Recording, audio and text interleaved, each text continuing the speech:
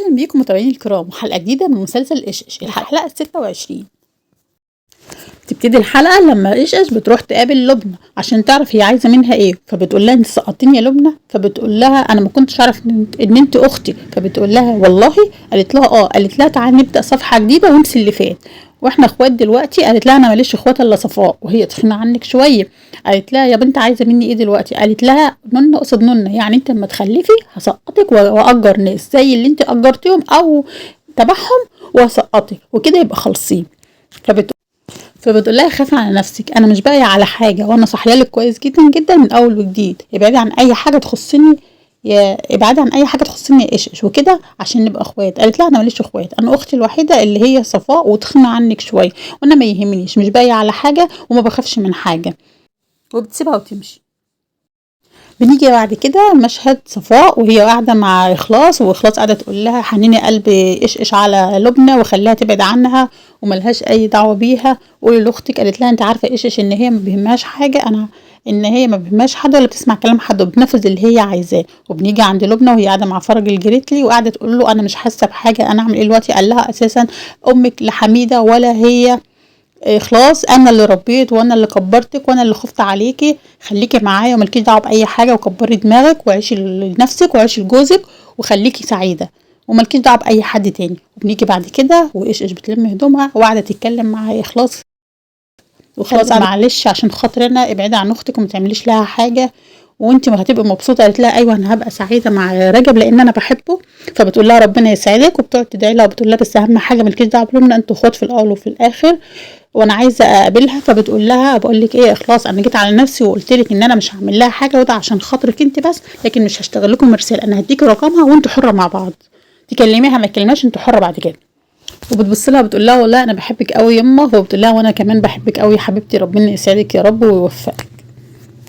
وبنيجي عند البوشكاش في الكباريه وبتكون شاديه مستنياه وبتقول له ايه اللي حصل؟ بقول لها انا رحت وضربتهم بالجزم ومشيتهم، هم لهم كبير ولازم يسمعوا الكلام واللي انت عايزاه هيحصل وكل حاجه عسل. فبتقول له تمام وبتديله الفلوس اللي هو كان متفق اللي هي كانت متفقه معاهم عليه، وبعد كده بتسيبه وتمشي. بعد كده بنروح عند لبنى وهي راحه عند اخلاص، فبتخبط الباب بتفتح لها صفاء وبتتفاجئ ان هي اللي بتقول لها تعالي ادخلي يا لبنى. وبعد كده بتيجي تسلم عليها تيسير وتحضنها، فبتسلم عليها من بعيد وبتطلع اخلاص وتقول لها اهلا يا لبنى، اهلا يا حبيبتي، انا كنت عارفه ان انت هتيجي عشان انت ان انا اكيد وحشاكي زي ما انت وحشان. فبتقول لها انا ما جيتش عشان كده، انا جايه عشان اقول لك كلمتين، انا جايه اقول لكم ان انا مش عايزه فضايح وان انت تنسي الكلام اللي انا قلته الحوار ده كله، انا كنت جايه متلخبطه ومش عارفه اعمل ايه فجيت قلت لك الكلمتين دول، لكن انت تنسي ان انا امك. ممكن اخرنا ان احنا نتكلم مع بعض في المناسبات، انت تطمني عليا وانا اطمن عليكي، ما فيش عندي مشكله، لو انت احتاجتي حاجه او احتاجتي فلوس معاكي رقمي اتصل عليا وانا هجيلك. لكن حكايه بقى ان انا بنتك وتقعدي تقولي للناس كلها والناس تعرف، انا مش عايزه شوشره ولا عايزه فضايح وكفايه لحد كده. فبتزعل منها جدا وبتقعد تعيط، وصفاء بتقعد تحن عن مامتها وتقول لها انت تطولي ان انت تبقي انت تطولي ان انت تبقي بنت اخلاص كابوريا، ده انت حرمتي نفسك من اجمل احساس اللي هي الحنيه. وبتاخدها التيسير وبتطردها بره وتقول لها اطلعي بره ما تشتكي هنا وبتقفل الباب.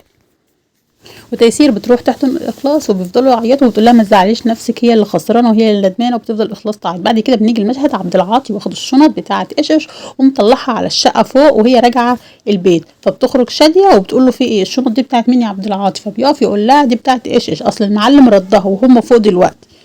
بتقول له ردها وبتبقى مفروسه وزعلانه جدا وبتدخل الباب. بعد كده بيطلع عند ايش بيقول لها الحمد لله على سلامتك، مش انا قلت لك ان انت هترجعي تاني؟ قالت له شكرا على النبوءه، يلا مع السلامه وخد الباب في ايدك. فبياخد الباب وبيرجع يقول لها طب انا مش طايل فوق، بخلي المعلم بقى يقفلهولك من فوق وانا هرده بس كده. تقول له مع السلامه. بعد كده بتدخل لرجب بقول لها منوره الدنيا، الشقه بقى لها روح ومنوره. بقول لها حاسه بايه؟ بتقول له مش عارفه، حكايه حوار لبنى ده مش مريحني وانا حاسه ان انا مش عارفه اعمل ايه. فبقول لها انا بسالك عشان تقولي لي كلمتين حلوين. تقول له روحي ردت فيا البيت انا مبسوطه جدا، وهو بقول لها وانا فرحان جدا. تقول له وقول لها بحبك يا ايش، وهو بيقول لها انا بحبك بحبك يا راجل. بعد كده بقول لها بصي يا ايشش عشان انا مش هعيد الحوار ده كله، مختار مالكيش دعوه بيه ولا اكنه موجود. فبتقول له تمام يا حاج، اللي يشوف اصلا مختار مين، اللي يشوف راجل الجريتلي ويعاشره ويعرف مختار ولا يبص عليه.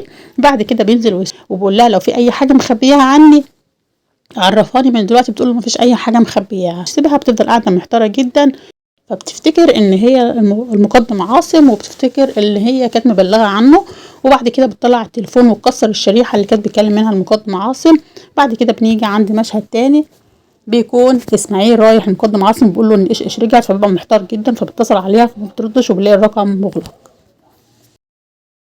بعد كده بتيجي عند شادية وهي نازله لرجب، وبتقول له ليه يا رجب، ليه عملت فيا كده؟ بقول لها علشان حبيتها. فبتقول له حبيتها يعني هي دي؟ قال لها انا طول عمري عايش مش سعيد، انت بتنهبي مني وابنك واخوكي، وقاعدين تاكلوا وتشربوا وبتسرقوا من ورايا كتير، وعمري ما حسيت نفسي ان انا مبسوط ولا سعيد. قالت له يعني هي ايش هي اللي خليتك سعيد ومبسوط؟ قال لها والحوار ده تنسيه، احسن حاجه ان انت تسكتي وتعيشي، لا اما كده لا اما ان انت هتعتبر نفسك ان انت طالق، فريحي نفسك وريحيني معاكي، ومش عايز مشاكل ومش عايز وجع قلب.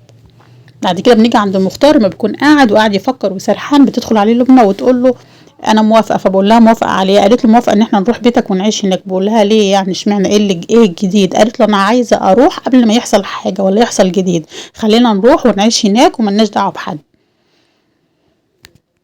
بعد كده بنيجي عند بوشكاش ويكون في البيت، فبتروح له شاديه وبتخبط عليه وبتقول له بيفتح. بقول لها بتقول له هات الفلوس هات الفلوس يا واد. بقول لها ايه اللي حصل، انا اشتغلت بيهم. قالت له اشتغلت ايه ده؟ ايش رجب رجعها خلاص. بقول لها رجب رجعها ازاي يعني؟ قالت له روح هات الفلوس خلصتي.